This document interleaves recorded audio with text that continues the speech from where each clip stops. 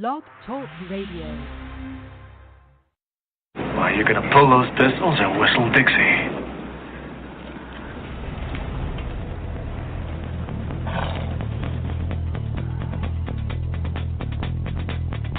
Let's ride.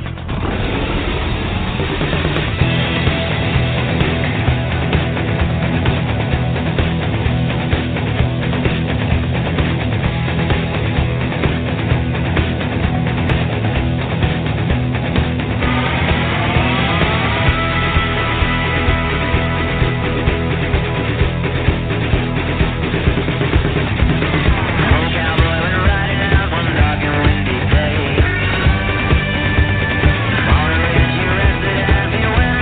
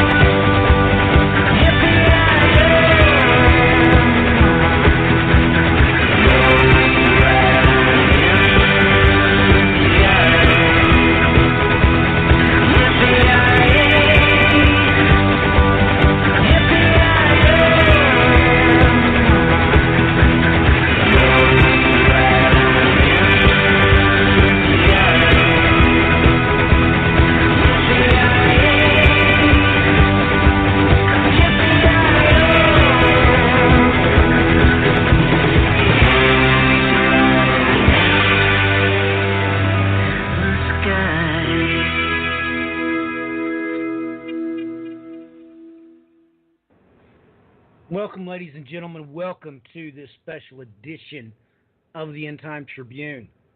It's good to be with you tonight.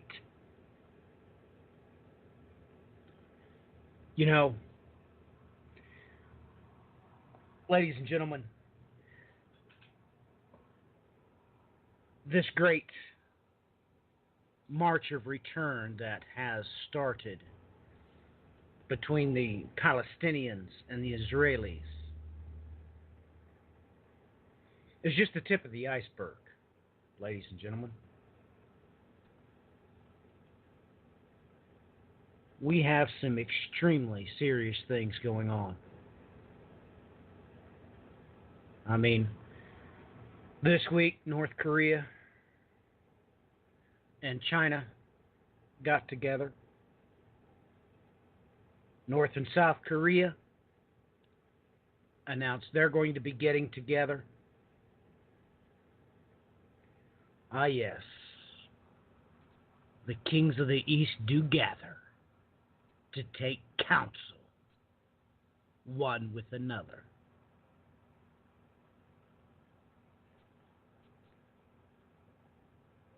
We have got the expulsion of Russian diplomats out of well over 20 countries since the United States answered the call of the religious right in moving the American embassy from Tel Aviv to Jerusalem.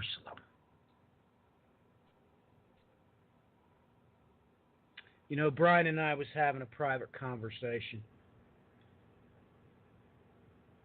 Ladies and gentlemen, this is common knowledge. The first thing officially done between two countries that have established peace is the opening of both embassies and consulates. This is common knowledge, ladies and gentlemen.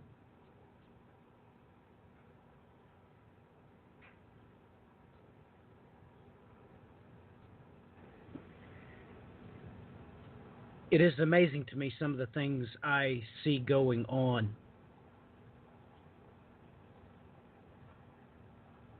It's been reported in the news that Israeli stealth fighters provided by the United States of America have been witnessed flying in Iranian territory.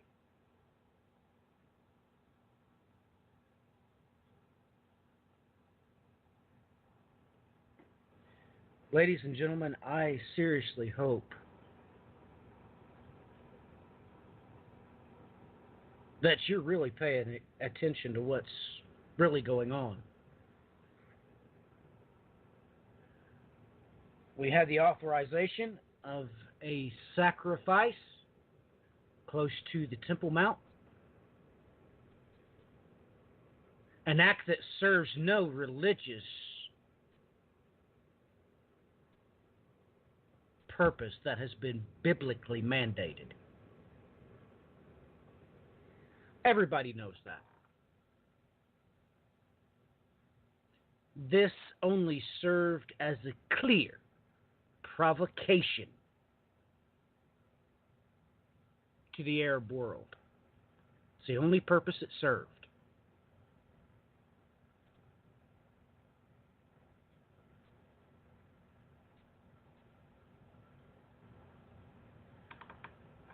The intercontinental ballistic missile that Russia just tested.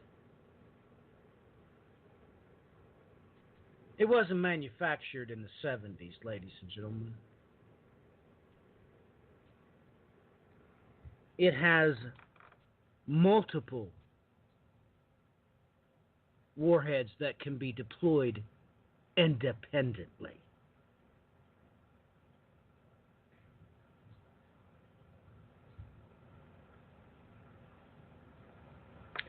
This, of course, means that it can evade any countermeasures. They can just drop one of the nukes, keep proceeding to target, and obliterate anything that has locked on to it.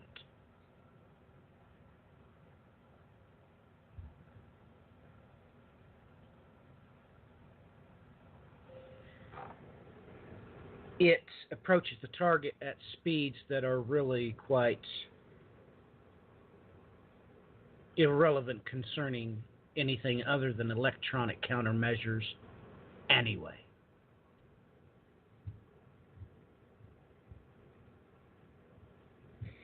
And everybody's so happy that Passover and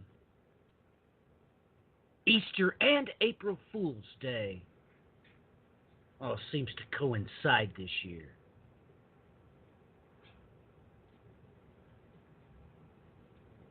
You know, looking at the stock market, I realized that everything's just fine.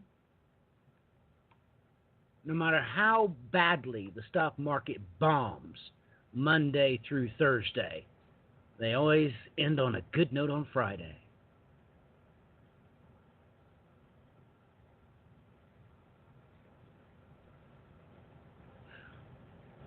By the way, that was a play on words in reference to the real Good Friday.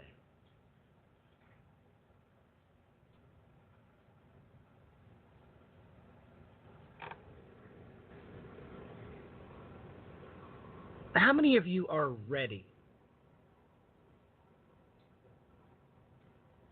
to be rudely awakened should something happen?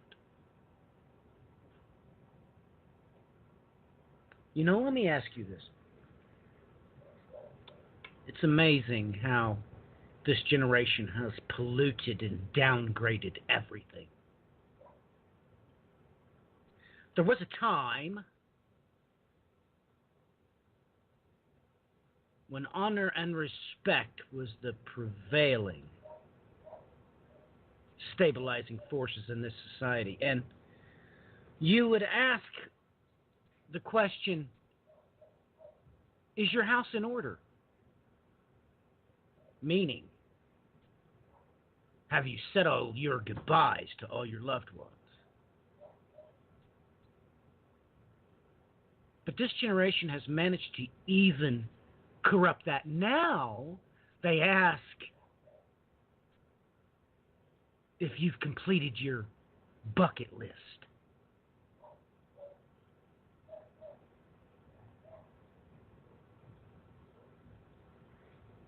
You're all in for a rude awakening. And this is going to catch you by complete and utter surprise. Even though what is coming has been documented for thousands of years.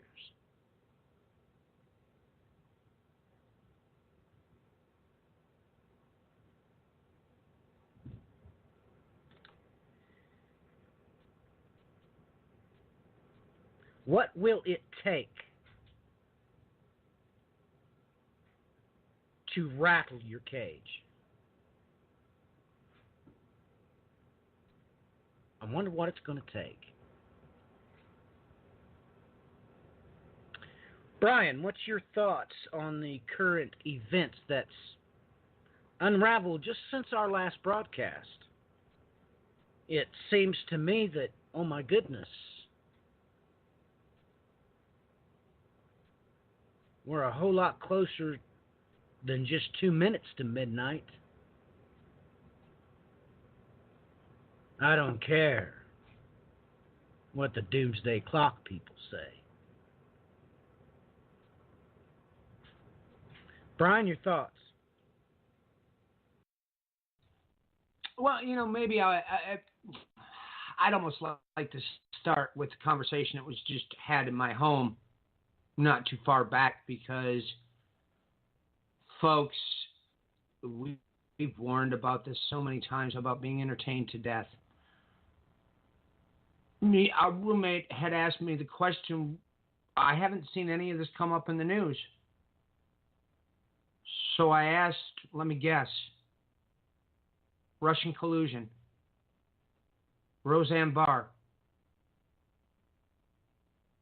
The fights between the Crusaders. I'm sorry, did I hurt anyone's feelings?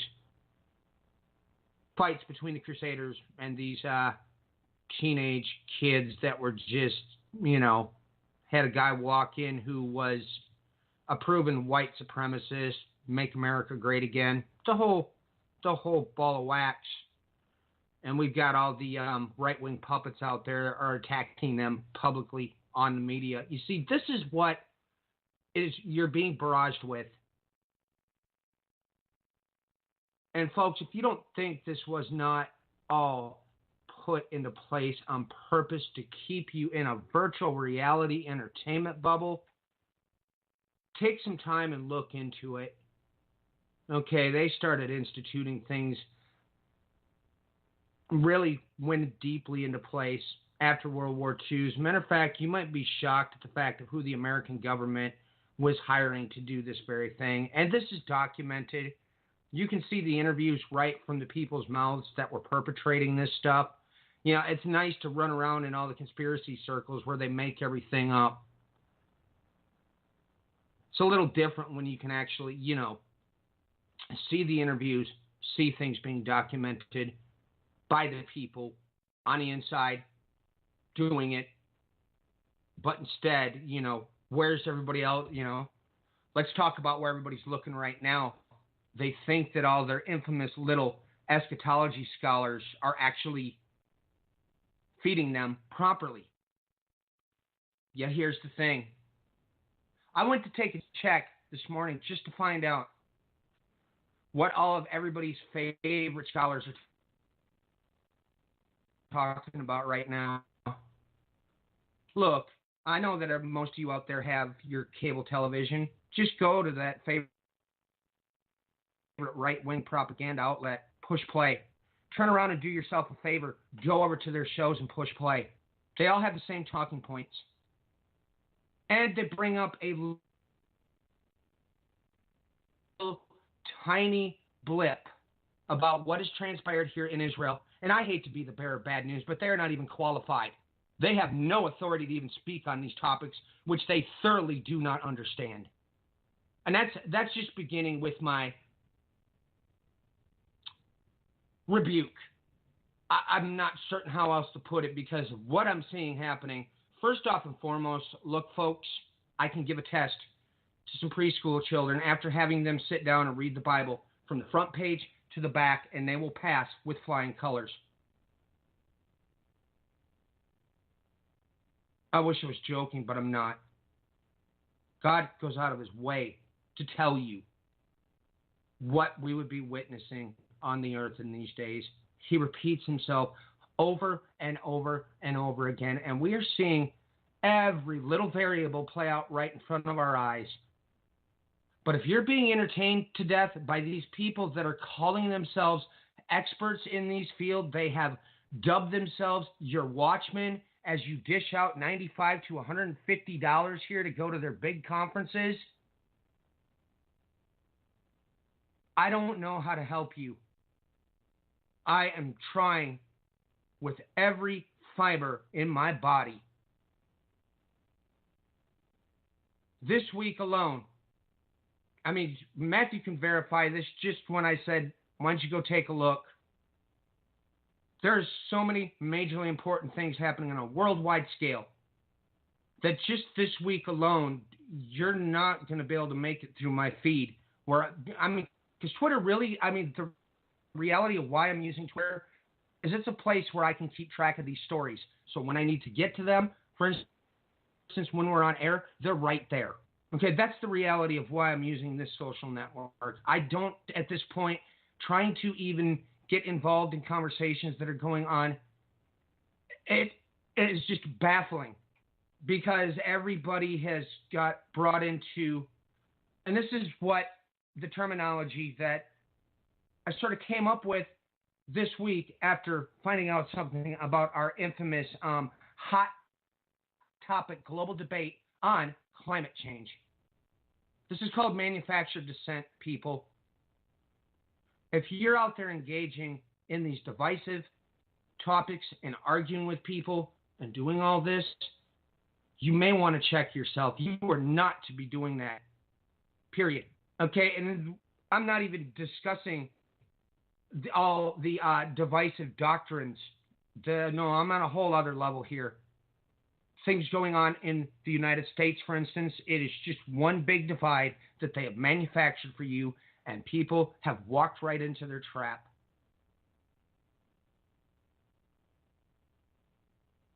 Folks, why does the Lord say gentle as doves, wise as serpents?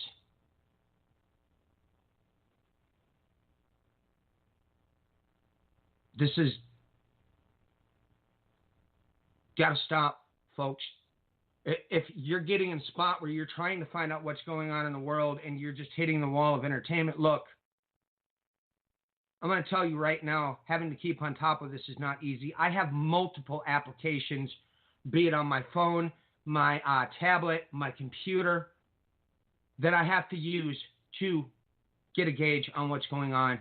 But if you stick to certain news sites that you're getting from this, that, or the other direction, specifically within this Western world, okay, look, when you go look at what the facts are being reported on the ground in all of these major places in the world, because right now it's the entire world that's about to explode. You're not seeing what's going on. The hot topics again this week. Folks, do you understand right now that your right-wing talking point that they've got you pulled back into again about the quote-unquote conspiracy that's happening, that was going on in the 2016 election with the FBI agents and the tweets and blah, blah, blah? I hope you're aware that they've just copy and pasted the same story that they were spouting, maybe 3 months ago? Oh, and by the way, on the other side of the spectrum, where they're doing the watch the Russian collusion scandal, they're doing the same thing, copy-paste. This is documented that a vast majority of these people that have the title of journalist in this day and age, they're not writing anything. They're copy-paste. There's good investigative journalists out there. Go out of your way to find them. But get out of the entertainment. Get away from this nonsense. If you think what they're talking about here is important right now, man, oh man, you're not going to see this coming. You're going to be caught unaware.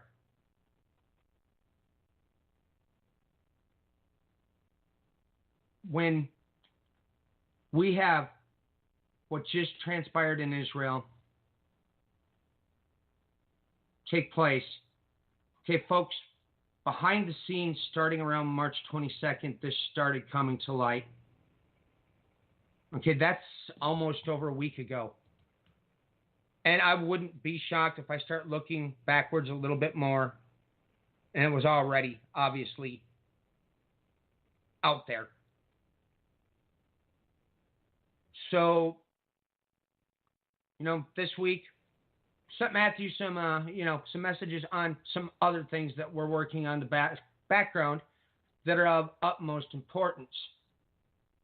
But then all of a sudden, my blood just ran cold because I pull up from Reuters News 100 snipers to be deployed at the March of Return.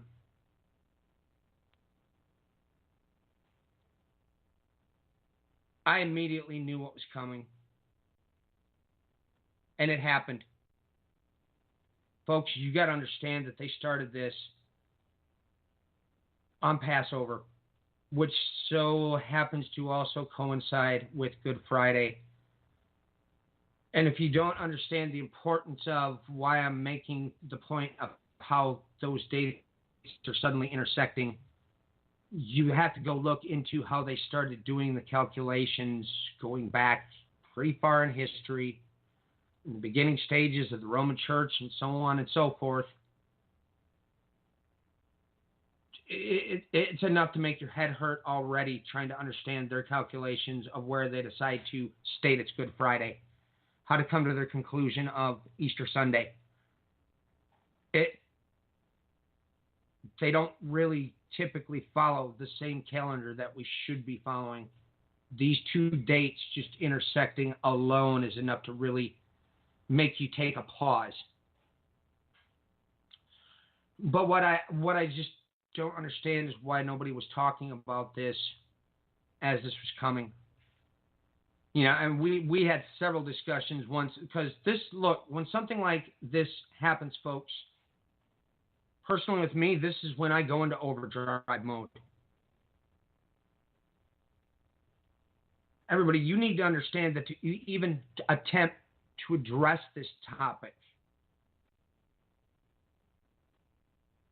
this is not simple. We cannot do justice to even attempting to explain all of the little things, historically speaking, that bring this into context.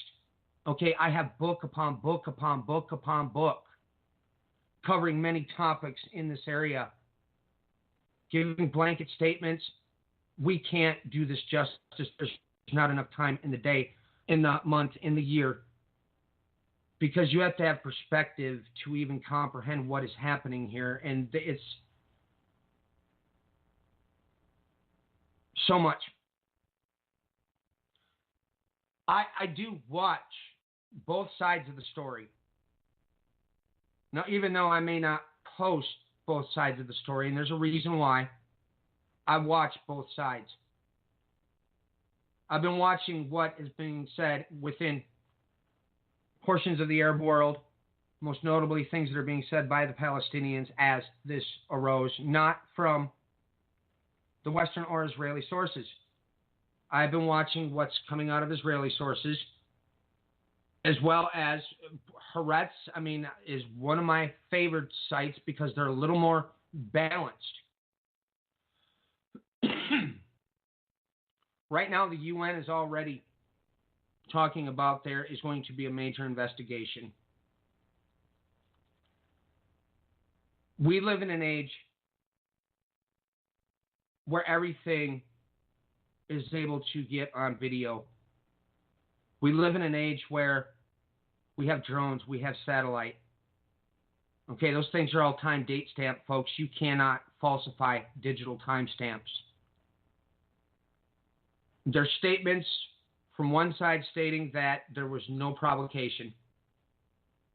There's statements coming from the other side that is stating there was provocation. The truth is going to come out. There is video footage. But what I do know is in the background, we have at least bare minimum, and I'm hoping that my program here updated, because it basically quite well at the bottom of this article from, well, it's Middle East Monitor. When I want to look at what the other side is saying, they are a very good source to at least get an indication. And there's several more out there, folks. There really is. But let me see if this is the article, because it will give you the name of the three factions that are currently inside of the Gaza Strip. Folks, it's not as simple as it's just Hamas. Okay, and we know full well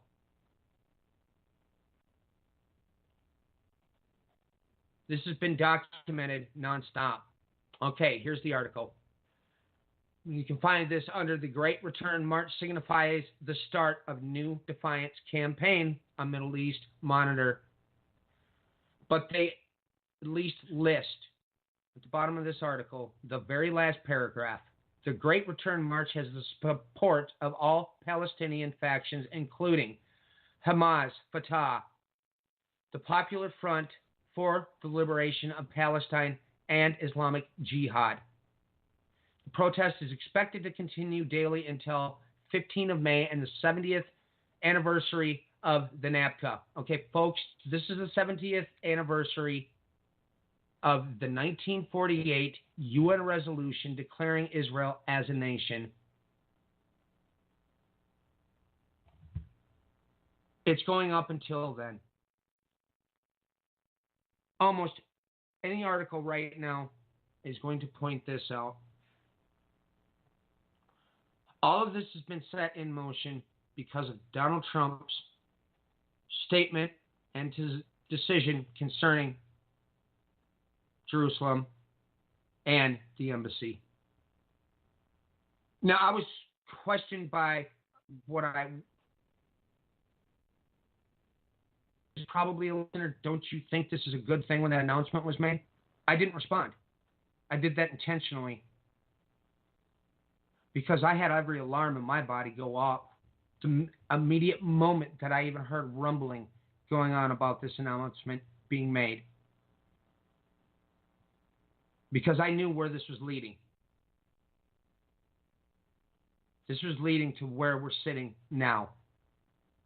We had these protests break out already in the midst when that announcement was made, leading up to it, all of it. The entire world has realized that this administration, well, it's playing the role of a treacherous dealer. I don't know how else to state it more precisely because that's what's happening. Some of these articles, and you'll see some of your infamous experts, they're saying so much for the Oslo Accords. Again, are you even qualified to allow those words to come out of your mouth? Because you're not. I have studied what has happened at the time frame of the Oslo Accords in depth.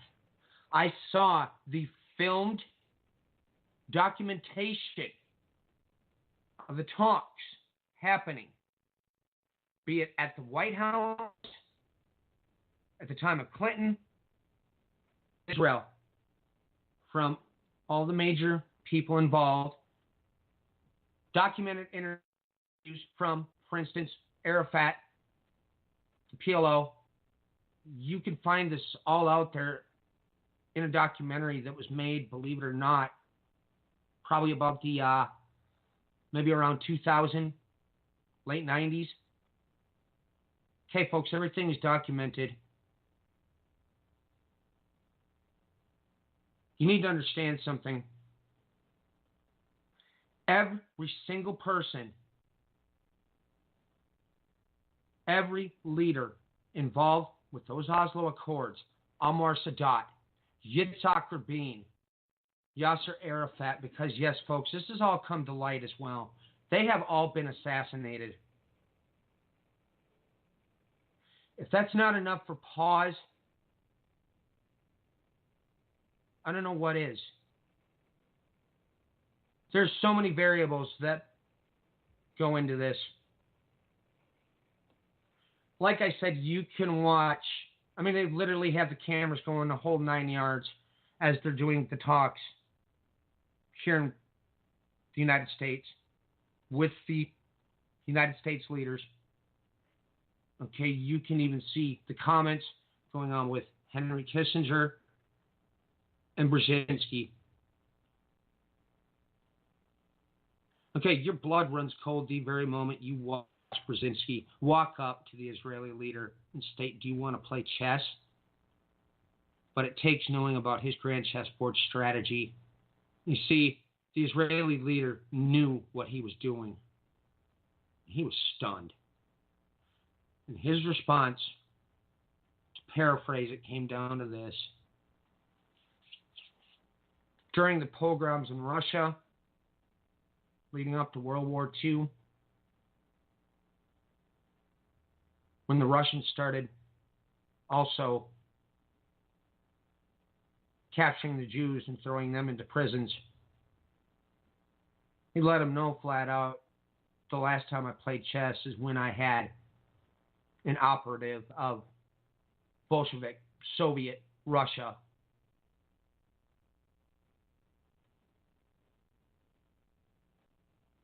come to my door.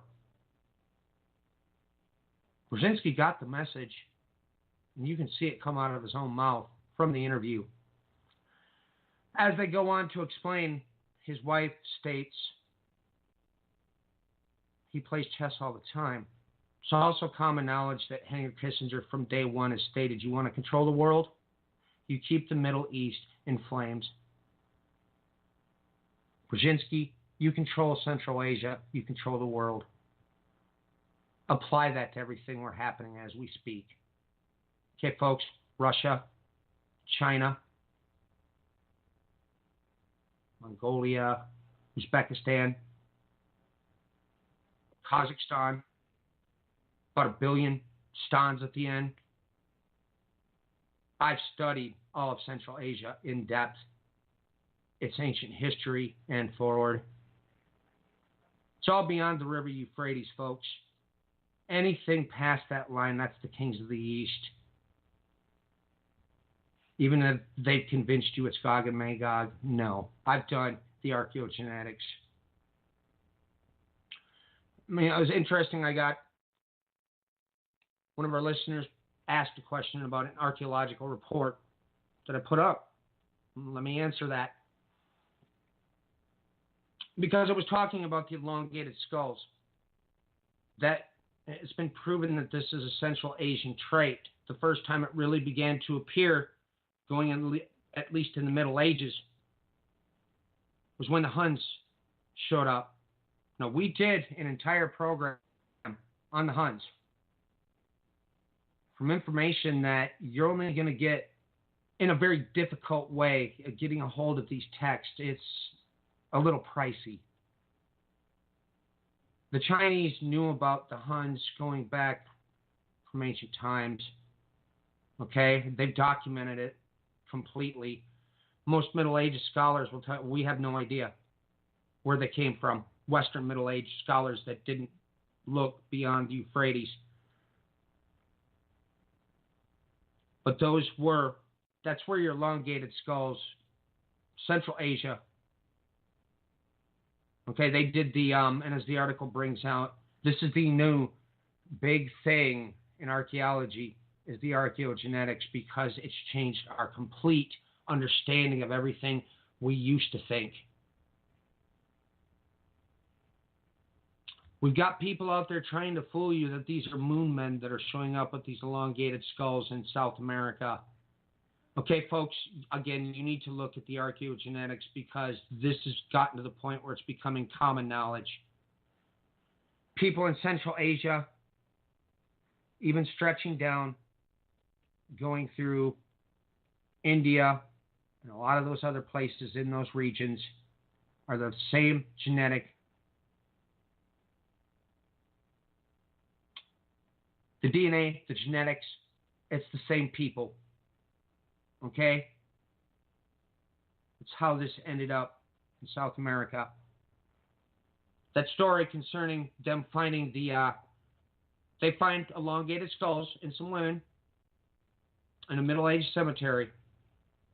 And they tell you in there, we did the genetic studies, what they were eating. They were clearly Hun. So that answers that question. But it also helps to illustrate the fact that the archaeogenetics is excruciatingly important, because it's rewriting everything. We have a solid understanding of history now. And look, for multiple years, I have been bringing forward this information that has now been proven by the archaeogenetics that is also backing it up. This is important, even in light and in context of everything we're looking at now. But the next time you hear that Gog and Magog is China and Russia, please hit the stop button. Don't read the article. Don't bother with it. Matthew's looked through all the evidence of all the work that I've done. Okay, folks, this is not up for debate no more. Nor is it up for debate anymore concerning what's happening in Israel. You know, folks, and there was a really interesting genetic report that was released, because the Bible told us this all along anyways. You know, these people that they refer to as Palestinians, okay, they've done the genetic testing, and it'll tell you what the Bible told you all along. Genetically speaking, they're brothers. And the Bible warned us they were going to fight against each other in this day. Now, when you have our quote-unquote mainstream academic communities reinforcing what the Bible is telling you all along, that ought to cause you to take pause. And this wraps this around to what I'm pointing out before. What happened here with the Oslo Accords? Look, folks, who is in line after Yitzhak Rabin. What happened on the ground in the midst of these elections? Terror groups started hitting. Things definitely started to explode in Israel. People in Gaza, they weren't happy with what Arafat did, the PLO did. They saw him as a traitor at this point. Terror attacks began to happen on the ground. This is documented through the roof. There's actually a very eye-opening documentary. As a matter of fact, if you go out there and look for it, I found it on Amazon. This is multiple Shin Bet, which is, to break it down in simple terms, it's a lot more complex, obviously. But they are basically the intelligence operation organization that deals with things on the ground inside of the land of Israel. These interviews are very, very eye-opening because there's also their personal take on things as well after they were no longer working with Shin Bet. During this time, because this was kind of the stopping point for pretty much the vast majority of it, they do talk about what was happening there right after the Oslo Accords. There's so many things that happened, one after another after another. And, I can read body language. It's pretty easy to do. These guys weren't lying. Stuff was going down. Okay? These things did happen. So a lot of stuff that never even hit your regular mainstream press. At the same time, a vast majority of them have walked away also stating this. In the process of trying to bring security, to bring peace, there are times where things have gone way too far. And if you pay attention to some of the things that have been going on in the Israeli politics, for instance, you're going to see this massive divide between the right, or most notably the Likud, and the left. It's really important to pay attention to this. It's really important to pay attention to interviews that are given by these people on the ground concerning how they feel about these things. Okay, you have some of these people that are, some of them were leaders in varying places, IDF leaders, Assad leaders. You have very Shin Bet leaders. They'll show you on the ground. It's like we're neighbors with these people. They're our friends too.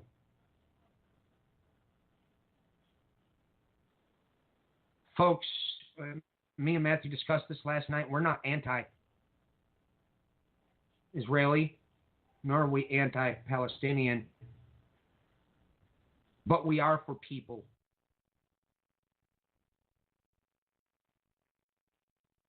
And this topic is so complex, these variables. Just like this paragraph I read from this article, I've known about all the groups operating in the Gaza, at least in the last couple of years, for quite some time. It just came into the press. I've known about this for a while, and this has actually been talked about going into the 80s even, that there's links between Hamas and with Tehran. Okay, so this has been out there for a long time. Some of these groups tied in with varied, what they refer to as extremist groups within the Islamic religion, within the Muslim world. There's even ties with the Muslim Brotherhood as well. And that's something I'll keep as a note for some time in the future. There is at some point that this topic's going to have to be addressed in depth. But you see, that's what's happening, at least on that part of this equation. But you will also have to understand what's going on as well for the Palestinian refugees. We have them spread out multiple places. You have them in Lebanon. You have groups of them in Syria, down in Sinai. We have an entire community of them in South America. The Gaza Strip what's been happening there lately, folks. We've talked about this on our program. It's been, in at least the media that I pay attention to, about what's happened with the electric crisis and about the fact that they can no longer supply the oil energy to keep that running. It's responsible, I believe it was an Arabic nation that was doing this. It was basically keeping everything going. They stopped funding. Okay, what's pretty much, they're having massive issues within that. You've got a humanitarian crisis that's happening as well in this area, and this has been documented repeatedly.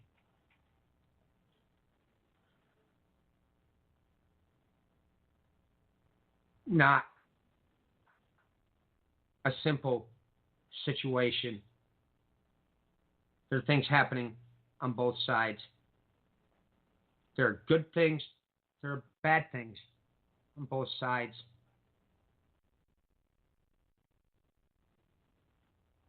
And people, you really got to sit back and you need to understand this history. You need to look into this stuff deeply. You just can't come out there and repeat things that you're hearing these other people saying.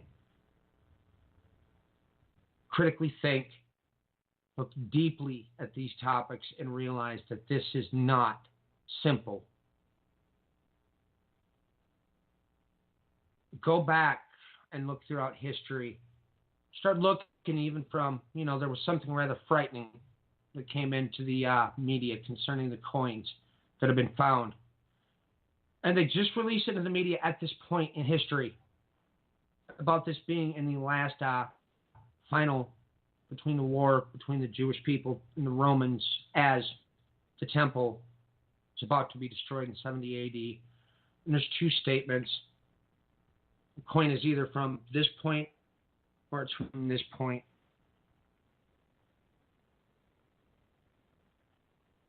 We're right previous to the destruction of the 70 AD. We even have documentation, we can take this further back as to when some of the people from Israel began to settle in different places in the world. And you actually have, from multiple nations, it's documented, even during the time of Alexander the Great, during the Roman eras. But it really started happening, especially at the time of, when the Persian Empire came to power with Cyrus the Great. That you had a lot of your Jewish people, the Israeli people, tribe of Benjamin, Levites. And you see, that's when you say that terminology for Jew, that's what sort of encompasses this. And yet there's many tribes that are starting to come home, just as the Bible said they would. But many ancient historical texts document this, that they were going and moving into what we would refer to as the European continents now, west, east, up even into a lot of these other areas. It was happening then. Obviously, after things happened in 70 AD, you had more people moving into those areas. You have them going down to Africa, into some of these Arabian nations. They're spread out quite far throughout the world.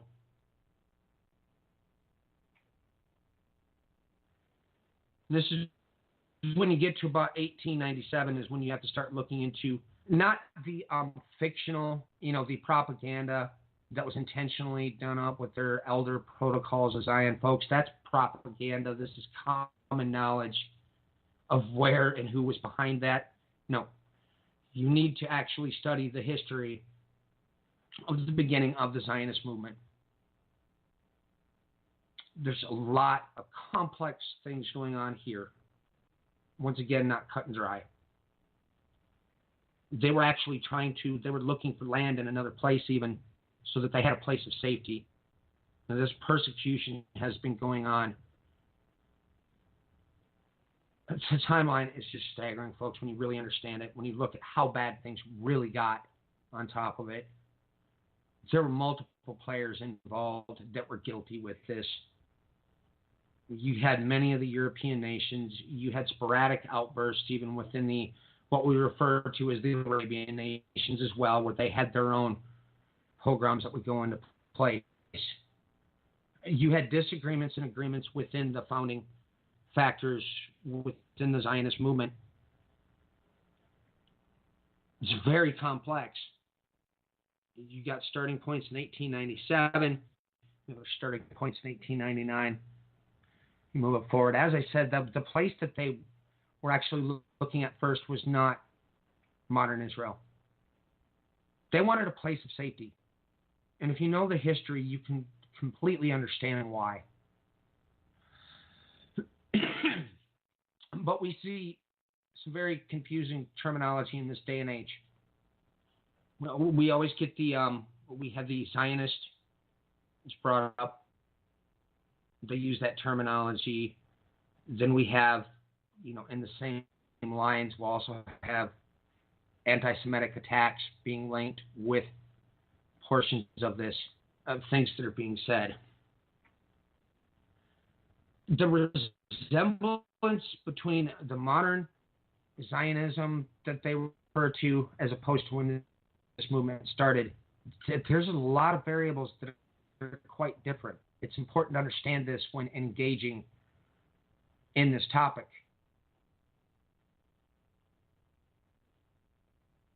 It's important to understand what's been going on between the right and the left in Israel. It's important to understand the history of the Likud party. It's important to understand the history, Benjamin Netanyahu, for instance, to start seeing what's happening right in front of our eyes.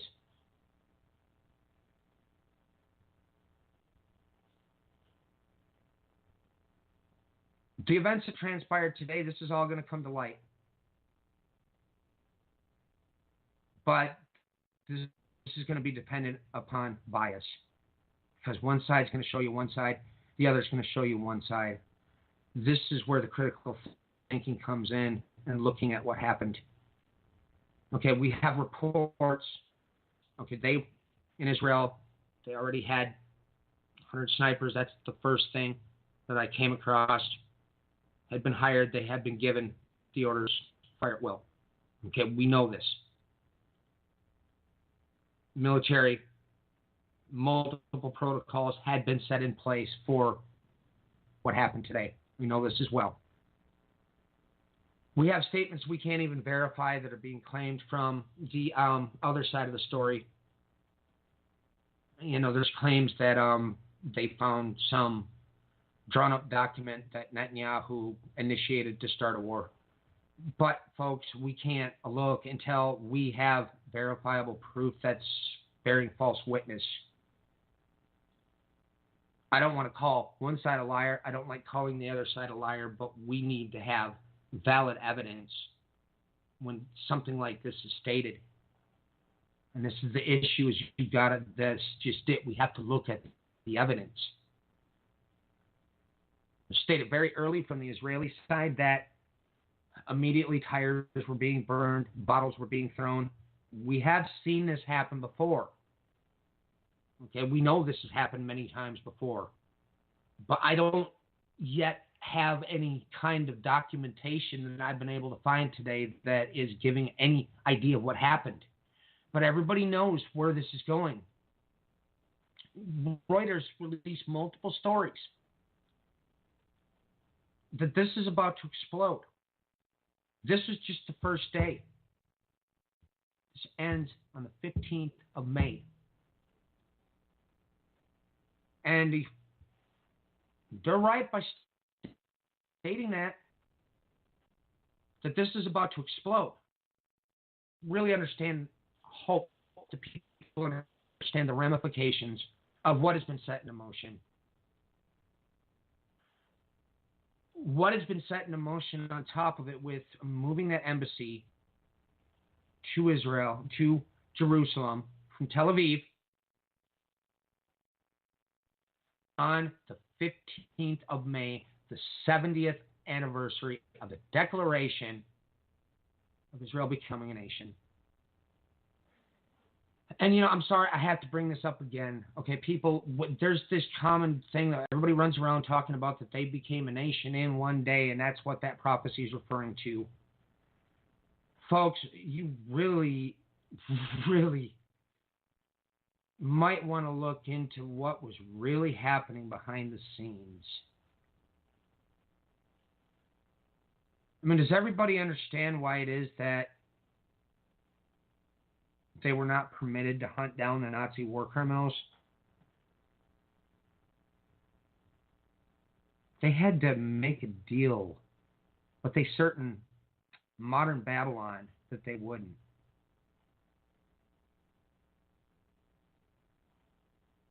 They had to bring forward evidence against multiple nations and how they were working hand in hand with Nazi Germany. This is what happened. This is a long, ongoing process, everybody. And yet, why does nobody talk about any of this?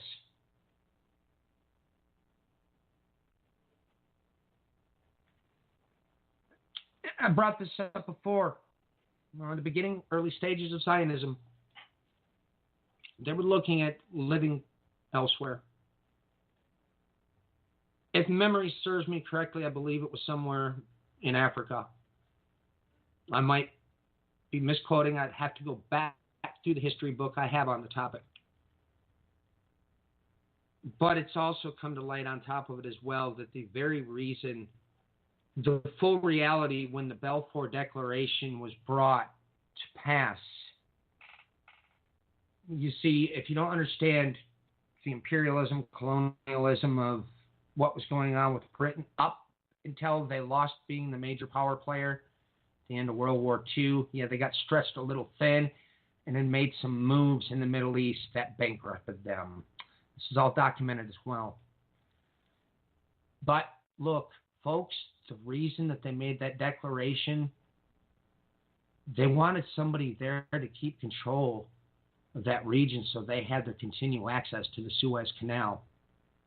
And this is documented through the roof. This is why Britain actually allowed the Balfour Declaration. And I don't know how many of the the eschatology scholars out there have brought this to anybody's attention. But this is historical documented fact. Okay, they put all this in place just so they could have control. People, do you understand that the biggest, everybody talks about the structure running our governing body here, which, like I mentioned last week, the military industrial complex. That's a better terminology. It's a little broader than that. Right now, we don't need to go beyond that. But one of their main controlling factors was the East India Trading Company, depending on what time in history. Okay, you had the royalty, you had the parliament, however the governing body works, and then you had the merchants. Suez Canal was very important to them. The moment this is done, British espionage, Philby, I brought him up many times. Son got busted being a dual agent, fled to Russia, set up Ibn Saud, Saudi Arabia. Sole purpose was to make all this not happen.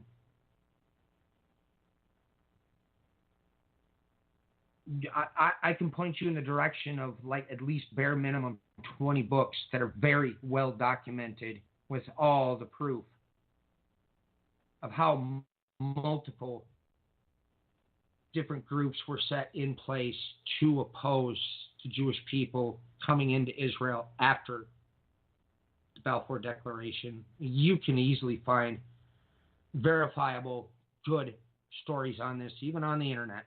Your history books are always way better, though. But that's why they set in place Ibn Saud. One person pulling this stunt, and he was the British espionage. But then we had two people. Oh, that's right, because Philby's was father, son. But then we had two brothers here in America. The infamous Dulles brothers.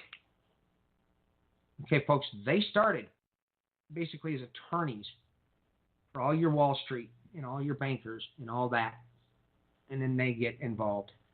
World War II comes along, stint in the OSS, move along. Well, rest is history. We know who was at the beginning stages, the starting of the CIA, all the way on down the board. It's not really the relevant portion here, though. It's like I said, this history is important. We've had the right wing. This is documented just through the roof. The right wing in the United States has continually worked against the Israelis, against the Jewish people on a continual basis. The very first prime minister in Israel, you'll notice that there's a little gap in time where he steps down. It's because this nation was taken over by a right-wing administration right at that point. And he knew the betrayals that were coming because, like I said, to even get what happened there on May 15th within the UN delegation, they had to strong arm. They had to show, look, we have all the documentation of what was going on. That tells you something when you hit the fast forward button, because everybody believes that what is happening, that he stands with, that they stand with Israel. Folks, have you forgotten what happened when he was out in the Middle East? I mean, I watched it live.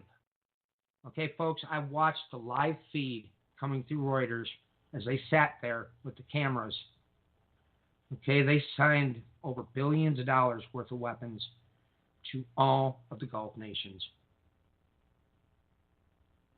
Iran is in the crosshairs now. It has been for a long time, obviously. This week, early in the week, just as Mohammed bin Salman is here, all of a sudden missiles fly out of Yemen from the Houthi, hit Riyadh. And of course, all of a sudden, they're stating that they were given these ballistic missiles by Iran. While with bin Salman, filmed by the press, President Donald Trump, Mohammed bin Salman, sitting there. Well, what's going to happen with the Iran deal? His response was wait and see. We've heard that response before, folks. Like Matthew brought up, 2 F-35s. These are stealth fighters, folks. They've been over Iran. They were painting targets. Now, you've been warned about the RAM, Media Persia. You were warned to watch everything that's actually happening in real time right in front of us. You know, folks, it caught Matthew and I's attention real quick as one of the live on-the-ground news stories pointed out. They're also coming from the Negev because you were told to watch there.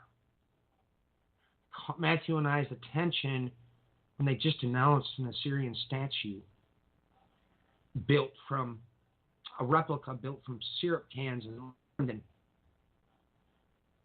The hidden enemy.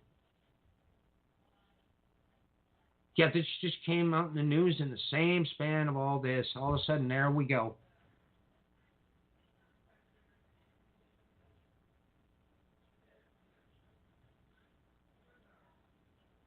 And your media in the Western world has got you focusing on everything that's not even worth the time that you take to click on that story or to even listen to it.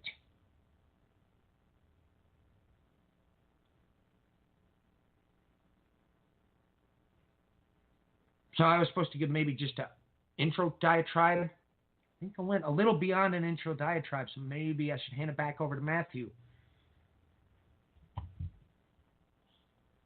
Well, I would certainly call that a little bit more than an introduction there.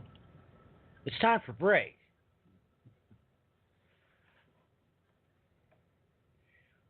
Ladies and gentlemen, Brian directed us to the Book of Nahum in the prior broadcast. He asked me about a certain verse.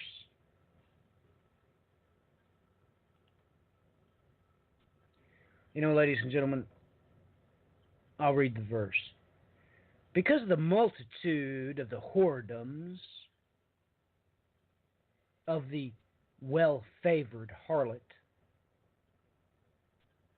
the mistress of witchcrafts, that selleth nations through her whoredoms, and families through her witchcrafts.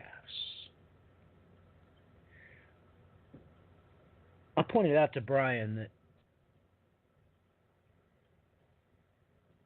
the last two items, the selling of nations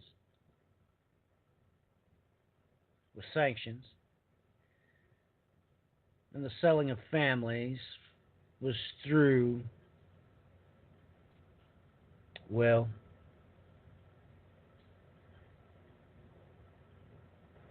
not only the opiate crisis that the West is currently enduring,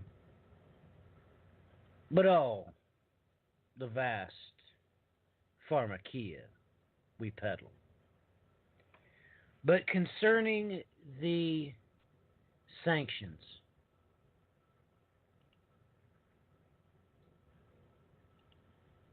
you probably should listen to this very carefully. The Russian Foreign Minister, Sergei Lavrov, made this statement. Because as of this week, ladies and gentlemen, things have gotten really serious. Really serious. 26 countries have expelled Russian envoys.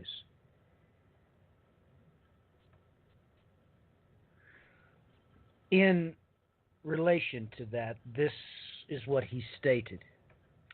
When one or two diplomats are being expelled from this or that country, all the while whispering apologies in our ear, we know for sure this is the result of colossal pressure, colossal blackmail, which unfortunately is Washington's main tool now in the international area, he said.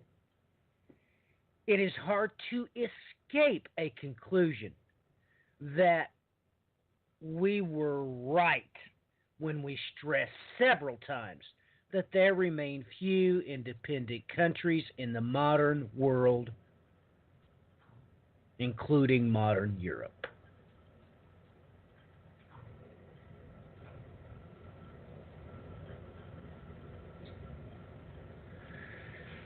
Ladies and gentlemen, you know where you're going? I'll tell you where you're going. Wherever she wants you to go.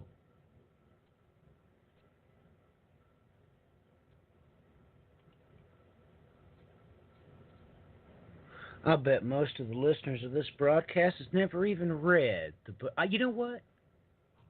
I bet most of the listeners that claim to be eschatology experts don't even know how many chapters Nahum has. You know why I say that? I had 3 different phone calls today from eschatology experts. I asked them a very simple question. Caught every single one of them off guard. They didn't even know. Didn't even know how many chapters that Nahum had.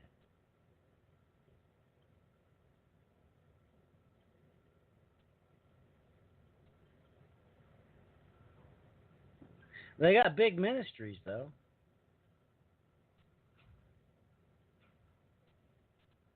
At least they knew who to call. It's too bad that they didn't know the questions to ask me. Now, my brethren could have told them which questions they should ask me. My sisters would have been more than happy to counsel them on, look, you're going to have 15, 20 minutes with Matthew because it's his day off and he's busy and he's got tons of people to call. He's got tons of promises to keep today to the Lord his God. And he has a list every day off, and he tries to call every single one of them to the best of his physical ability. So they would have been more than happy to say, look, don't waste your time. Ask Matthew this, this, and this. But you weren't that wise. Now, I did give you the answers that you were seeking. It's just you were asking wrong questions.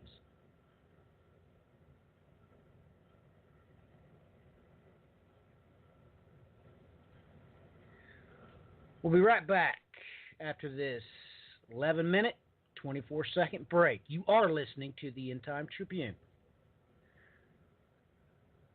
I am Matthew Miller. With me is my brother, Brian Ingram. We serve the Lord our God. We peddle nothing. Nothing. We've never even monetized any of our channels. Any of our broadcasts have never been monetized.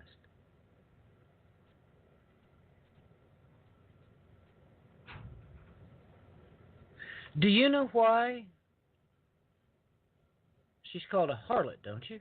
There's a whopping big difference between services paid for and services that are not paid for. There's a clear distinction between those things. We'll be right back.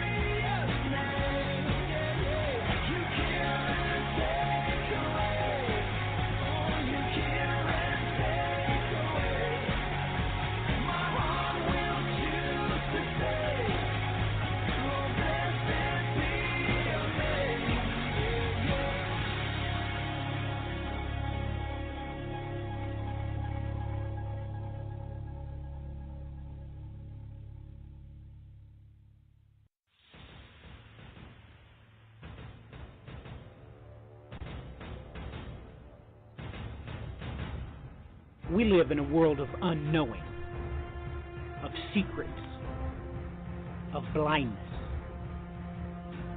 But what if you were to find out that the very earth was crumbling beneath your feet, even as we speak? What if I were to tell you that America had deep, dark secrets kept from the public since its inception? What if unexplained phenomena had already been explained thousands of years ago? From a supposed natural disaster to fabled UFOs, it's going to be brought into the light with the one single document that is a testament to the evidence of the future history of this planet. The End Time Tribune brings you the news of the coming apocalypse and cast light into the future darkness. Come and see.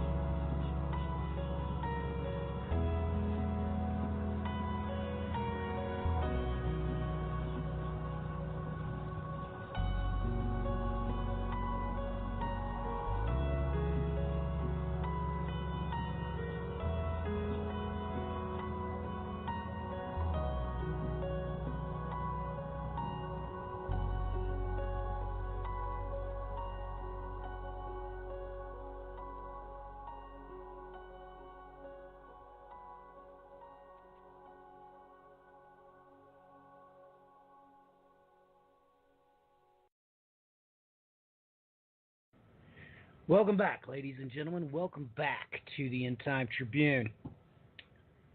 It's good to be with you today. Brian, what do you make of this new oil exchange that China has decided to establish? What's your take on this? Because I know you've done a whole lot of work into the Koch brothers and, well, specifically speaking, the workings of our harlotries. Maybe I better clarify for the listener, because I obviously don't need to clarify it for my own brother. Ladies and gentlemen, a harlot offers a service that you must pay for.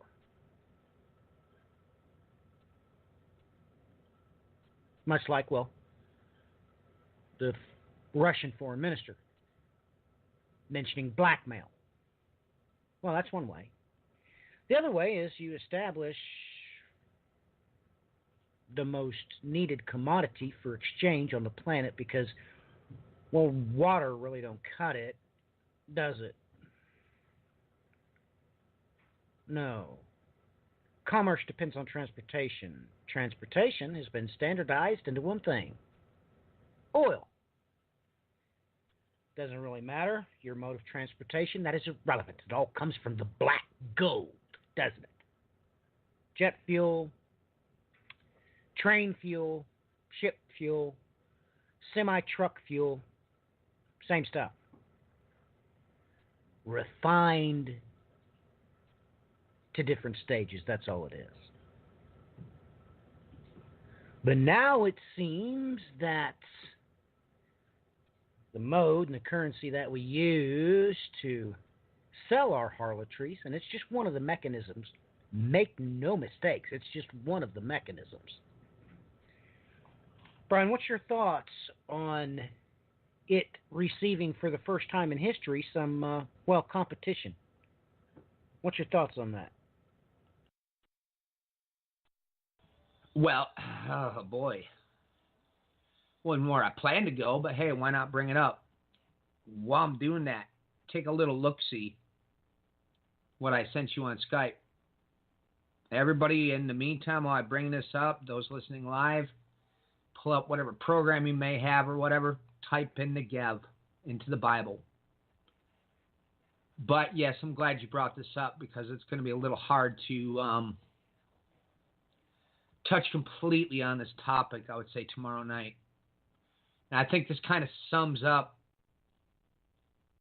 Matthew's question in an odd way.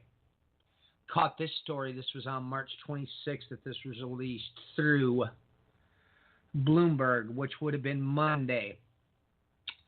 Oil's Seven Sisters enters a golden age, Goldman Sachs says. For those interested, I believe it was even, it might have been even Al Jazeera that did this one up. I can't remember the exact media outlet. Look into the Seven Sisters. I watched probably a good weighty, it was, I think, 4 to 5 parts about these Seven Sisters because they literally control the oil industry. Okay, folks, you need to understand how important the oil industry has been because a vast majority of all that we've seen happen in this last 120 years all ties into this. So Rockefeller is your starting point, everything he was doing. Okay, then you can move forward. I don't, off the top of my head, remember the name of the documentary. There's a guy that wrote a book about this on top of it as well. It goes into excruciatingly detailed information concerning, oil, how it started. For instance, the candles and, they were wiping out the whales. This is how they were bringing forward oil in the beginning. Goes into all the details of what happened with Rockefeller, what he pulled on top of it, all the illegal activities so that he could get to the front of this market. Okay, he is the, what would you call it? Father, grandfather, great-great-great-grandfather of modern-day espionage. Because he was sending out basically spies all over the world so that he could stay on top of this and stay ahead of everybody. He's also that great-great-great-great-grandfather of modern-day philanthropy. Let's bring this up here. I brought up manufactured dissent. Okay, there was an article Matthew had posted concerning the climate change hoax. Now, there was a story released earlier this year that I knew about because this is what caused me to look into this much deeper than just a surface glance. Because the article pointed out that ExxonMobil had known about this in the early 70s and they already started looking into quote-unquote climate change, but they supposedly had restrained all this information.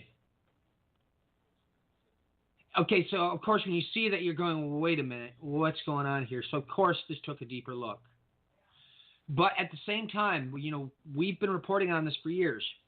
Okay, and the one article brought forward from one side will say, it'll tell you the ice caps are thicker than they've ever been in the Arctic Circle, up at the North Pole.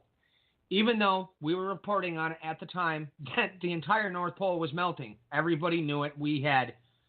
It was documented through satellite footage, video footage, photographic, and now they've frozen over again. Now, I had my roommate here, because when I found this, the next day I did a little test. I said, look into the ice thickness in the North Pole. 2 government websites, one that deals with the oceanic end of things, said one thing. Another government website said something else. Well, when I was looking through that previous night before I asked that question, didn't even know this, when she found it, I'm going, oh, that's even better. That proves my point. Well, I found out that the group that did the investigation, that brings it forward about Exxon and what they knew, so on and so forth, because it kind of ties into all of this. It turns out that, well, the people that are pushing the climate change is real, is under the Rockefeller Foundation. The people that are pushing that it's fake are under the Rockefeller Foundation. If you start looking deeper at it, you find out this entire manufactured dissent is being paid for by big oil. Both sides of this argument are funded by the same people. Okay, folks, and if you were to understand what at some point we will have to talk about the discussion that Matthew and I had about what's happening in our universe and affecting our planet as we speak, keep that in mind, because you'll be highly disturbed, because either A, they've known about this since the 70s, or B, they don't know how to explain what's happening here. Either of which is not good. But now you get the understanding of why I brought up manufacturing dissent. Okay, this is big oil. The Seven Sisters, them releasing this article. Goldman Sachs, okay, look, folks, you need to look into them too. They're one of the biggest driving factors going back to World War I, World War II. I brought up the infamous brothers in this family. I'm a little tired of having to bring them up. Nonetheless, it's all tied together. Funding for the Bolsheviks, funding for Nazi Germany. Okay, and, they all talk about how our nation, there's this big conspiracy against our governing body by this infamous, that terminology I refuse to use, the military-industrial complex, because big oil is what fuels a military-industrial complex, folks. You have to have oil in order to fight a war, unless you do what Russia has just done and you create a missile that is powered by nuclear power. That's a little troublesome. Big oil is really quite a key to understanding the last 120 years. America, at one point in time, said, well, we're not going to back the dollar with gold anymore. We're not going to back it with silver. We're not going to back it with this. We're not going to back it with that. We're going to back it with petrol. with oil. Well, that's a little odd. But then, you know why? Because it forced every nation to have what? The U.S. dollar. Some people refer to this as a hegemony. Well, yeah, I guess that would be an appropriate term. This goes into more explicit details about how it is that they've kept third world countries from not being able to move forward at all. I mean, people in America, we are completely sheltered from understanding this. I mean, you have these third world countries that have been driven into debt by this scheming in the financial realms that literally, for the most part, they're lucky if they can eat sand. I mean, I don't know what other thing to point at. They've lived in this kind of poverty for more years than I even want to bring up. And a vast majority of our modern day Western world is not even aware of this. Unfortunately, in studying the last 120 years, well, you get a crash course in economics. But you get a crash course as well into even what the original, going back as far as when I started doing programs with Matthew, End Time Tribune commercial, America does have dark, dark secrets. And this is really ultimately one of the big keys to unlocking it all. Big oil is the revolving door for instance, a vast majority of the CIA in the field operatives. Okay, this is common knowledge again within the historical circles, within people that have worked on the inside, be it have worked in the CIA, the Justice Department. Okay, I go with these sources. I don't touch the nonsense. There's some good investigative reporters out there that write books, but when you're going to buy these books, you have to kind of spend at least a good couple of hours before you spend that money on these books, because it adds up after a while. I'm a little more hesitant to buy a book from a journalist unless I've already checked deeply into it ahead of time. I've looked at the material you can at least view in the book. But I spend more time actually dealing with the people that are on the inside that have witnessed this stuff. I mean, and this even includes, for instance, Danny Yatom from the Mossad. Great book he released. I haven't got to finish it yet. Someday I will. So why am I bringing that up now? Well, I believe it off the top of my head, it was 6 Mossad agents spoke up concerning the current political circumstances and situation in Israel this week. I would go out and find that article immediately because there was a lot said, and I'm glad they spoke up the way they did. This specific Mossad leader, I brought up the book. Okay, he was working under Netanyahu at the time that he came to power during the Clinton administration, then forward. When Yitzhak Rabin was assassinated, all of that, I've talked about this. But he was the head of Mossad at this point in time. So it's things like this, folks. This is where I get my information. That's where you kind of have to look. You have to look at the real facts, the things that they're bringing to you. You can find a lot of even well-done documentaries that save you some time, that really bring these things to light, video footage right from the horse's mouth. You want to understand really global politics, geopolitics, your major starting point is what Matthew had me refer to. It is big oil. So now, to answer that question, we have known for quite some time there's been discussions about the petro dollar in China that they were going to create. Now, there's probably been discussion about this in Chinese media that I wasn't aware of. It's a possibility, but here in the West, this came from out of nowhere. This week with the markets, they've been playing games with everybody, and we really pay attention to, for instance, like where I usually get a lot of things concerning the West, I'll go to Reuters, for instance, or AP. That's where basically every journalist in the United States copies and pastes from anyways.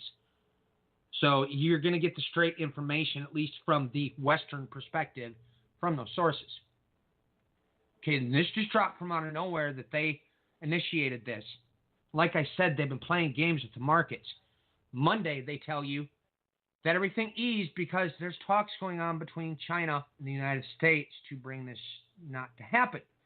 But it turns around within the next, and even same, 24-hour stretch that he was talking to Angela Merkel, even Mr. Macron, France's leader, who's been in the news nonstop lately, about China's corrupt trade practices. So you see, they tell you one thing, then you hear another. Well, once again, the markets have been red, green, just from a simple illustration of a program pre-built into my phone. I can just swipe over and look, and then I go look what's really happening. So this is what's been going on. We had the meeting between Kim Jong-un and China that has now been verified. Before it was just speculation it was him. As Matthew brought up, it was a green train. That is the word that's underneath pale rider in the Bible, everybody. It is green. Nonetheless, they're talking. And people, we're getting the perspective that this is good. I'm going to give you a heads up. I don't think it is. China's fed up. Brought this up time and time again. This week they caught satellite imagery of a fleet that was doing military exercises.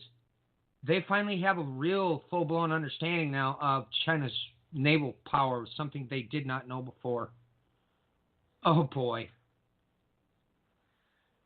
Them doing what they did with opening up the petro being linked to the Chinese currency.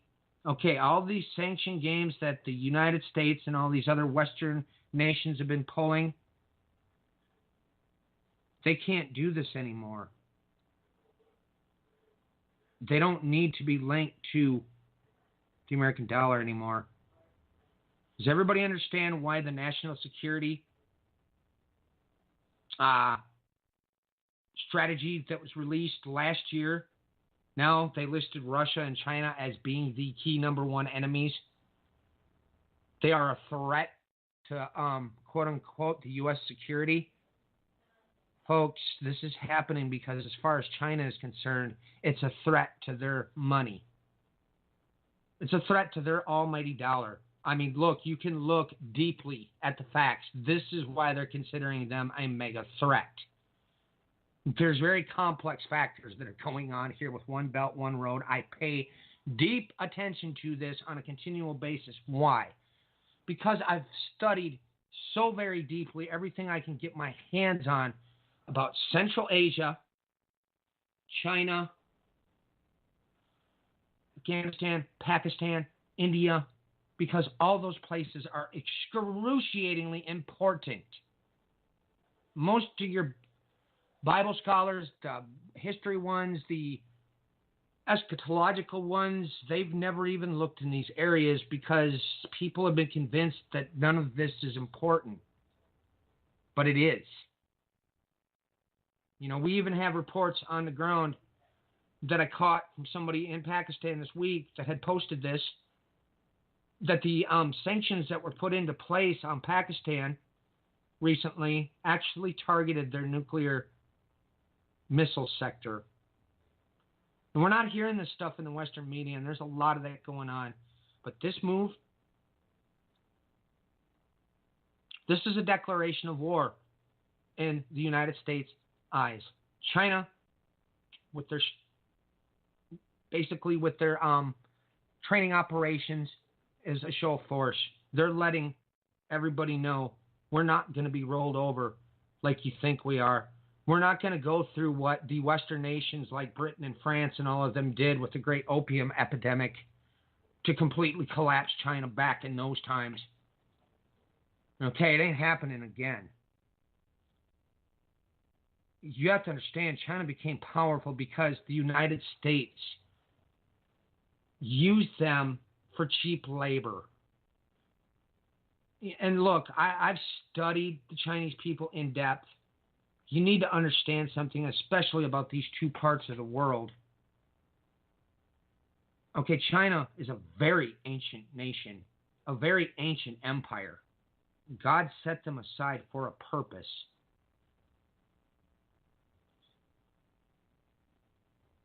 And if you don't look, we talked about this in the past, they have major prophecies concerning Messiah in their text that were 100% accurate to the actual date. But nobody usually talks about this very much. I've seen a few people have found out about this as well, and it comes up in conversation. I'd look into it. It's important. These kings of the East have been set aside. They've been protected. This even goes back to, for instance, okay, you can go into the India, Pakistan, Afghanistan, that whole region. Okay, you have texts that are very eye-opening that come all the way back from ancient times. The people in the 1800s from Britain, when Britain was, well, they were occupying India at the time. The stuff went on in Afghanistan, what is modern-day Pakistan, which this is only modern history when the split happened.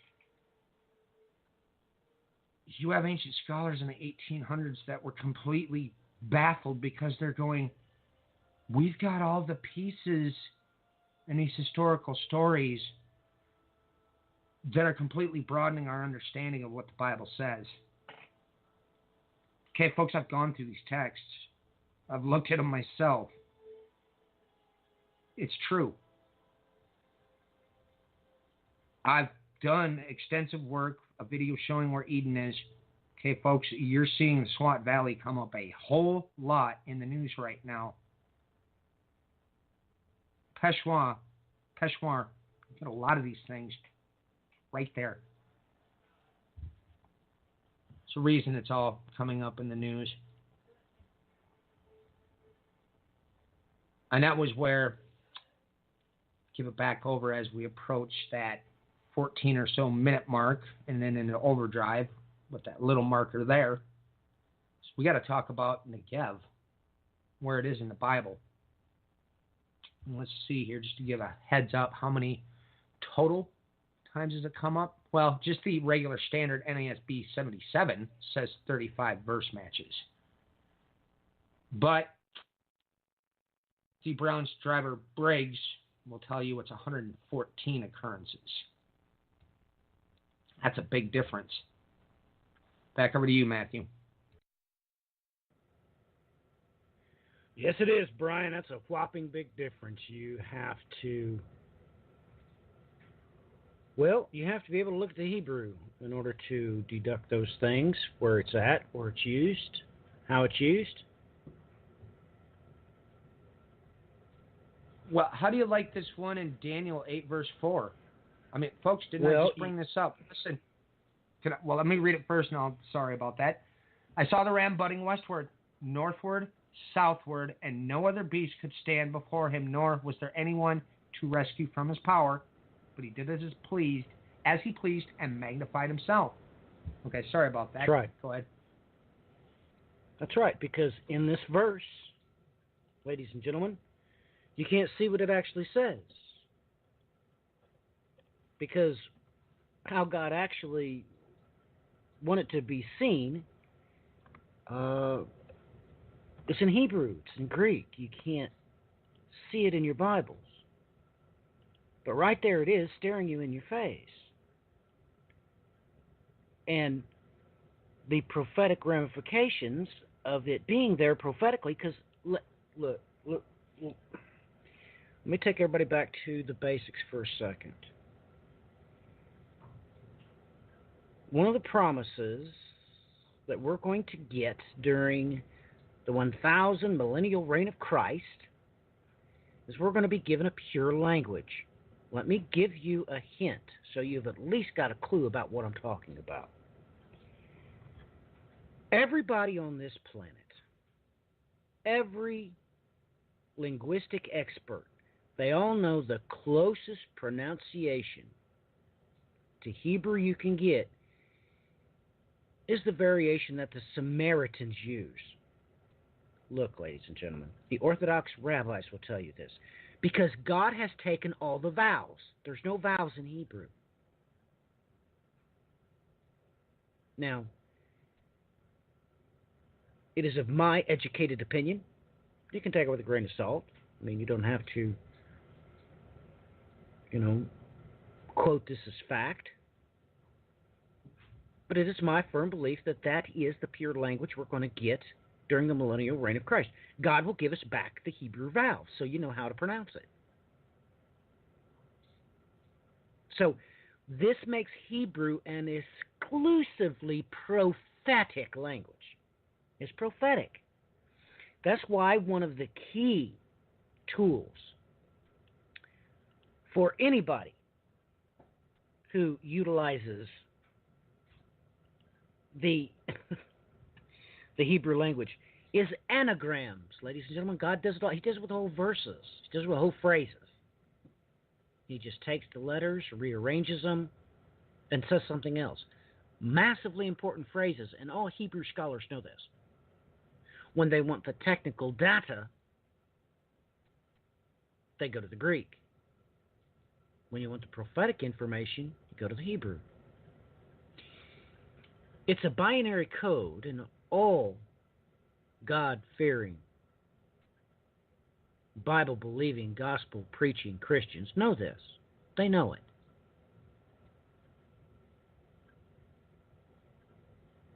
So, you need to understand that here, in the verse that Brian read, you need to understand that what they've done in Hebrew is they add their jots and tittles to it. Those are called cantillation marks. This is why you can prove the Masoretic text is true, because in it you'll come across a word that God has rearranged. Let's just use, for instance, okay, the word stumble as it occurs in Nahum. Just mentioned it. The verse right before it, see, I know it right off the top of my head. The verse before it mentions stumbling over corpses. The problem is that, well, God did something that, well, they don't quite understand what he did. He spelled that word with a yod instead of a vav. Okay? So, you know the Masoretic text is correct because they went ahead and put how it is spelt with a yod, but then, like in, how I explain it in Hebrew, they call it a Hebrew gloss. What they do is in parentheses, okay, they'll put how you should say that, and they say that you should say that with a vav. They really don't understand how that could be, spoken, pronounced, how it could be the word with a vav instead of a yod. So this is one of the ways you can prove that the Masoretic text is true, because the variations where they read it out loud, they put in parentheses because they don't quite understand why God would say it that way, but they believe it, so they chronicled it. Do you understand? This is a case in point. Because this very word that Brian read, you heard it with your ear as south. But that's not what God said. God said Negev. That's how you pronounce it. That's how you see it in the news articles, is the Negev.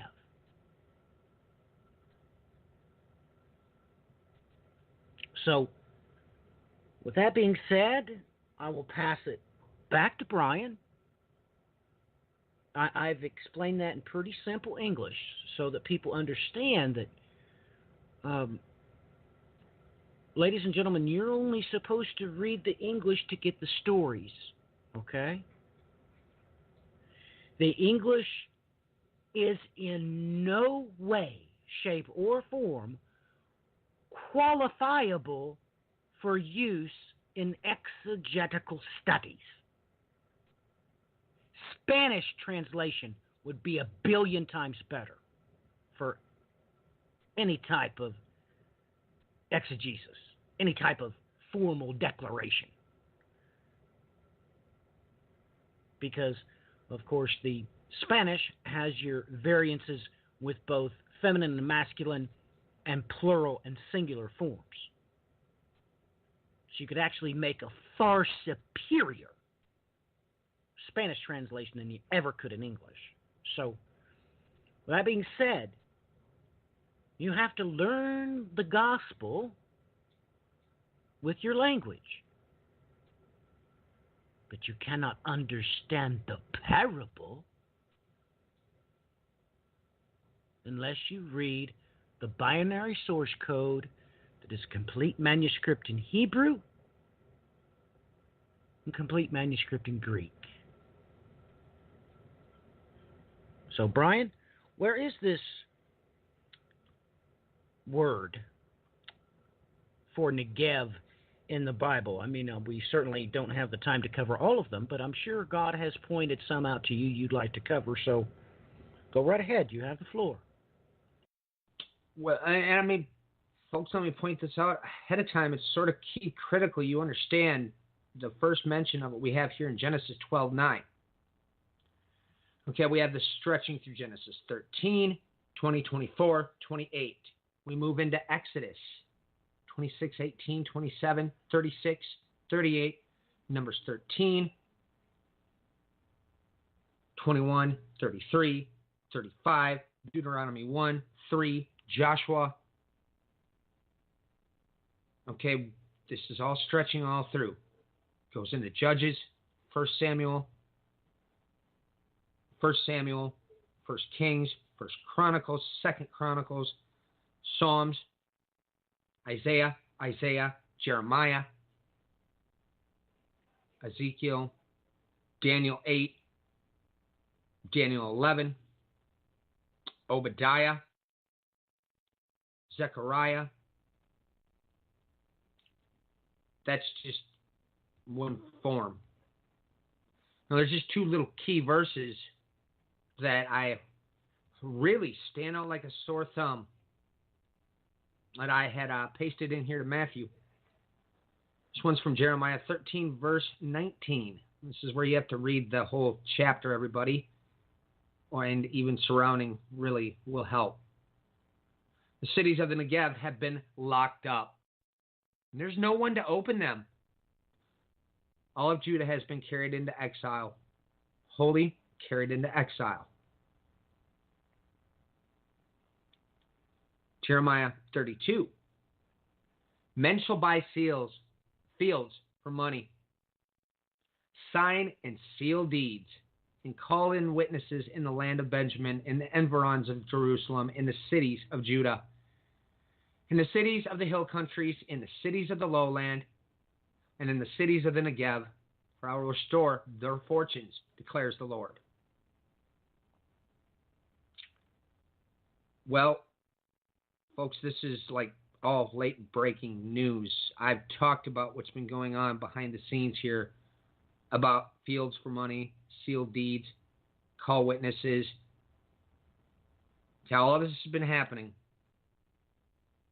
What I brought up, previous verse, cities of the Negev have been locked up, and there's no one to open them. Folks, that's late breaking because we're having it happening right in front of our eyes. And I know some of you have been convinced, well, this all happened in the past. No, God told you that which has been is that which will be. There's nothing new under the sun. Multiple places, we've talked about this for years. He goes out of his way to make certain that you know that history is going to repeat itself. And all these points that I just brought up with all these variable places where we're finding this word. Okay, folks, these are all important.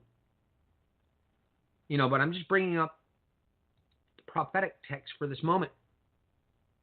We are coming to the 1 minute mark before overtime. Okay, we have this coming up in Isaiah 21, verse 1. The oracle concerning the wilderness of the sea as the windstorms in the Negev sweep on. It comes in from the wilderness, from a terrifying land. Okay, folks, we've talked about this.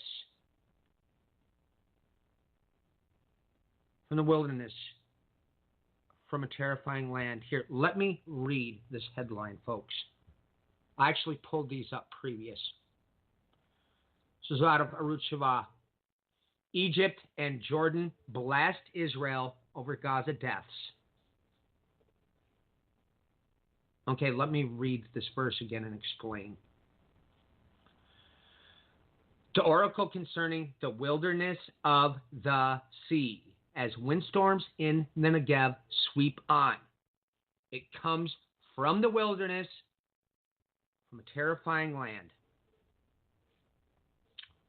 All right, folks, I want you to go out there and look into the new work that is being done by a lot of chronologists that have done painstaking work on the ground even. Okay, these places they are referring to is what we refer to now as the Sinai Peninsula. The location, if we really want to take it to that extreme as well, for the wilderness. I brought this up a little bit. A lot of work has been done by a lot of reliable people, and you're looking at what in ancient times was Petra. That is modern day Jordan. Let's go to the next verse. A harsh vision has been shown to me.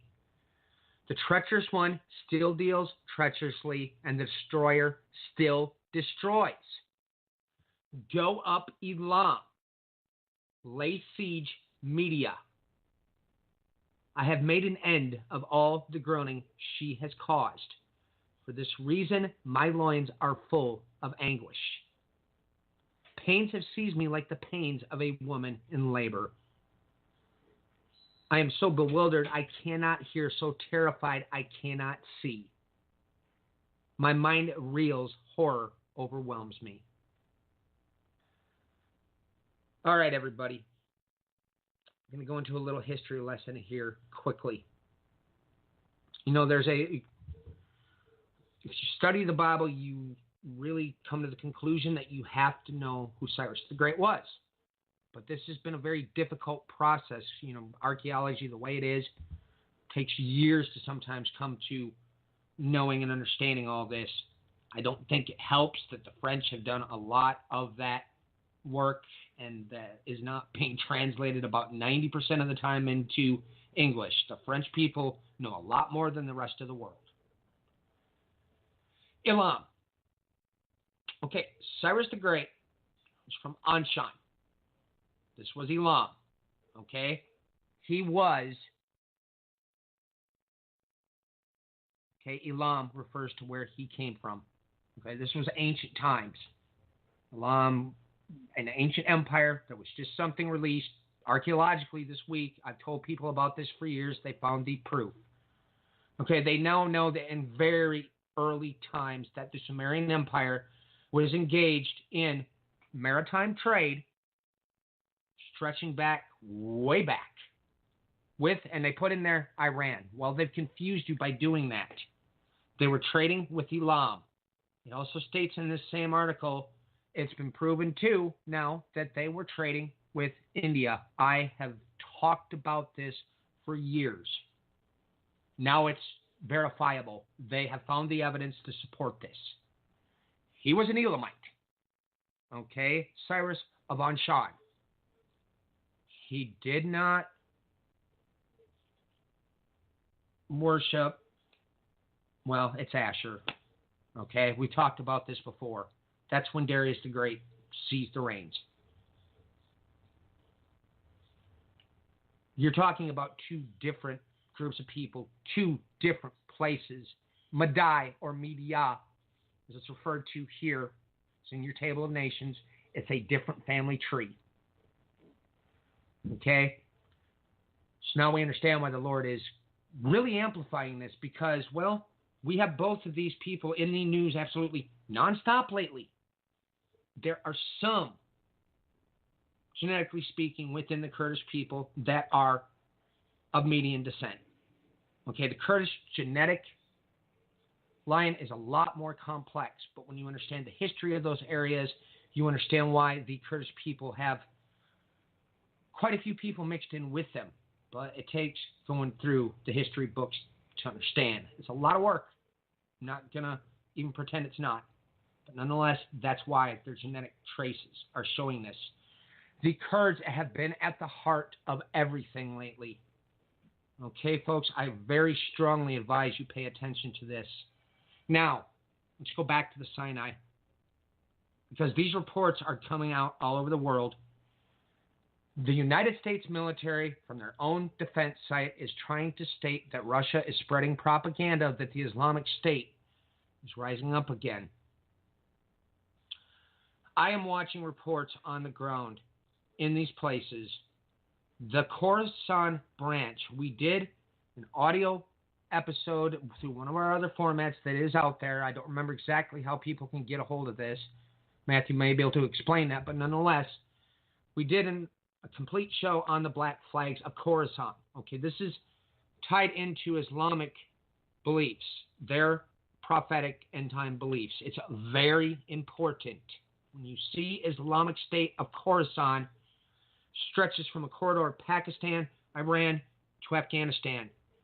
Okay, these reports on the ground are saying it's gotten out of control there. They are coming back.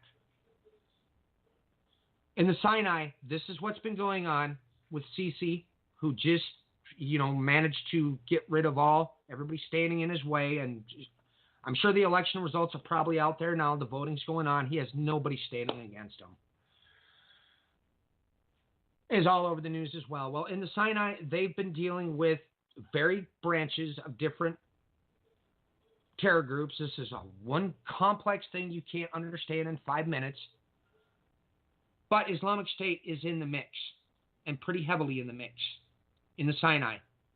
Sisi has sent troops in there to try to deal with it. The first set of them, they were not prepared, not trained for what they had to deal with. It didn't turn out well. And this is ongoing in the Sinai, which borders the south border, Gaza Strip. Okay, so you've got the Egyptians also have locked down those borders as well from Gaza. All of a sudden, that little thing that I read earlier about Gaza being locked down, this starts going to perspective. Okay? The Israeli military has put it on lockdown. This just keeps going. Okay? So our first, on top of it, in the books of, as they refer to them as the prophetic books, even though as Matthew and I have stated time and time again, the entirety of the Bible. If you want to understand end-time prophecy, well, end-time prophecy is from the very first word that God speaks until the very last word that is spoken in the Bible. That's really what it comes down to. But in this text, this is telling you in broad daylight the things we're looking at as we speak. You can continue on. This just keeps going. Okay, folks, if you don't have access to even, for instance, paper versions of concordances where you can get this information, you don't have access to a computer to easily pull this up, whatever it may be, if you need to contact, you can email me at thebandsofTime@gmail.com. I'll gladly send you this simple list right from the dictionary, concordance of the 114 verses.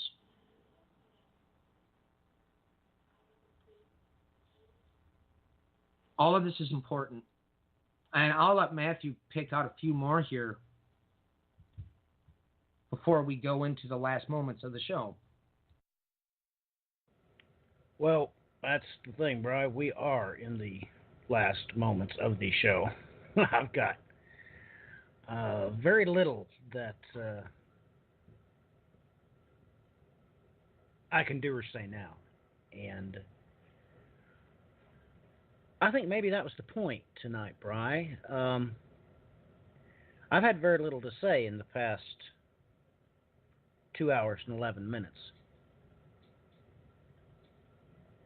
And you know what? I think that's a good thing.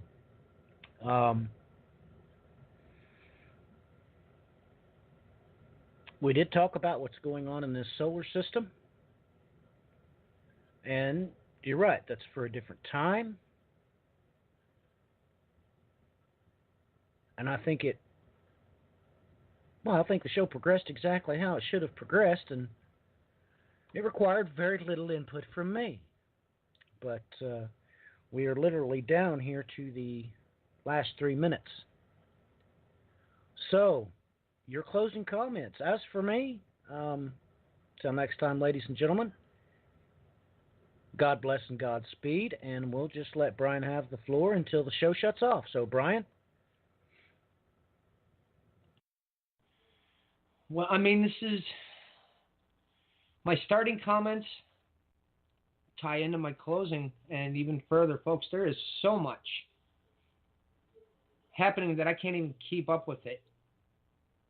I am spending so many hours staying on top of the news, trying to do other historical work in the background as well through books and so on. It's really, there's a lot going on. And we've got a lot of people out there that are not touching on any of these things.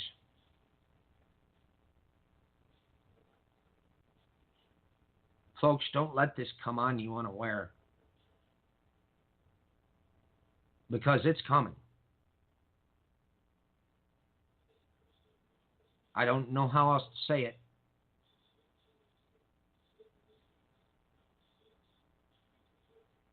Matthew from 2010 has been warning about this very window in time.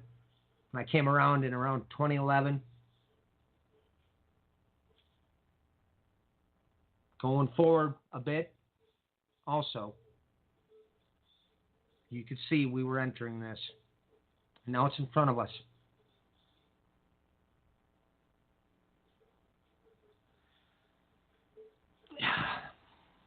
Getting your house in order. Man, oh man, people don't live by that last moment. Okay, my brother just from out of nowhere, random car accident in the middle of the day.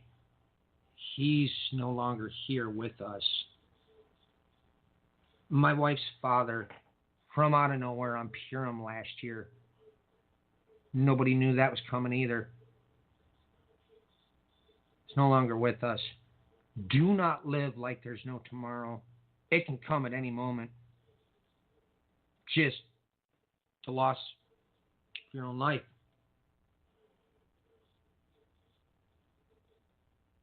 Extending it out to even further so. Look. Getting your house in order. It encompasses part of it. Start being alert. Start looking. Start critically thinking. When you look. If you got to get into the history books to understand this stuff, do what you need to do. Get into the Bible. Begin studying as well. We've been bringing this forward. Matthew started in 2010. Me in the midst of 2011. We've been trying to get all of this through to everybody all this time. There's so much we still technically need to do. And it'll get done in its course, in its time.